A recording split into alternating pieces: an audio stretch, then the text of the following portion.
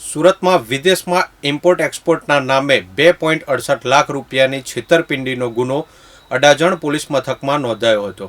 પોલીસે આ અંગે કાર્યવાહી કરી એક વ્યક્તિની ધરપકડ કરી વધુ કાર્યવાહી હાથ ધરી છે. સુરતમાં ગેસ સર્કલ પાસે રહેતા વેપારીને ઇમ્પોર્ટ એક્સપોર્ટના ધંધામાં રોકાણ કરાવી સારો એવો નફો કરાવી આપવાની લાલચ આપી ઇમ્પોર્ટ એક્સપોર્ટનું કામકાજ કરતા એજન્ટે 2.68 કરોડનું રોકાણ કરાવ્યા બાદ છેતરપિંડી કરી હતી.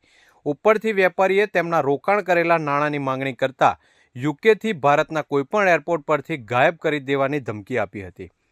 અડાજણ પોલીસના જણાવ્યા મુજબ ફરિયાદી તુષારભાઈ ઇમ્પોર્ટ એક્સપોર્ટનો ધંધો કરતા પ્રતિક ઉર્ફે રાહુલ નરેન્દ્રભાઈ પટેલના સંપર્કમાં આવ્યા હતા.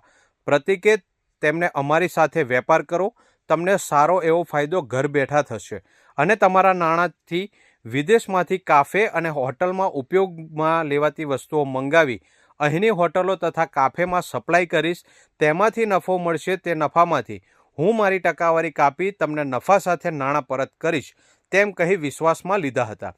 પ્રતિકની વાતોમાં આવી તુષારભાઈએ કાફે અને હોટલમાં વસ્તુઓ સપ્લાય કરવા માટેના ધંધા માટે 31 મે 2023ના રોજ 30 લાખ રૂપિયા આપ્યા હતા, જેમાંથી પ્રતિકે વિશ્વાસમાં લેવા એક મહિના પછી રોકાણ ઉપર 4% નફો થયો છે કહી 1.20 લાખ પરત આપ્યા હતા. ત્યારબાદ તેણે હું વિદેશમાં ઇમ્પોર્ટ એક્સપોર્ટ કરી ઘણી વસ્તુ મંગાવું છું અને વિદેશમાં મોકલું છું તેમ કહેતા તુષારભાઈ ધંધામાં રોકાણ કરવા માટે સંમત થયા હતા.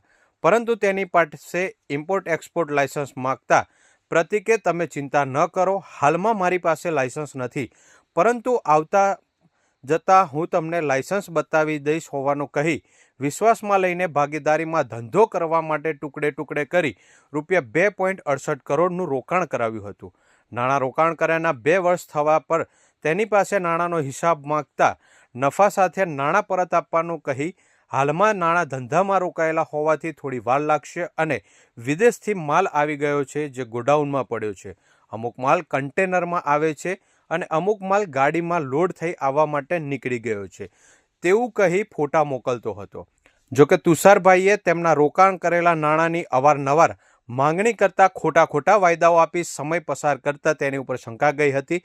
પ્રતિકે પૈસા ન આપવા પડે તે માટે ધમકી આપવા લાગ્યો હતો અને પૈસાની માંગણી કરી તો યુકેથી લઈ ભારતના કોઈપણ એરપોર્ટ પર આવો તો તમને ગાયબ કરાવી દેવાની તેમજ અમદાવાદમાં રહેતા તેમના માતા પિતાના ઘરે જવાની પણ ધમકી આપી હતી. આખરે બનાવ અંગે તુષારભાઈએ ગત રોજ ફરિયાદ નોંધાવતા પોલીસે પ્રતિક ઉર્ફે રાહુલ પટેલ સામે ગુનો દાખલ કરી તપાસ હાથ ધરી છે.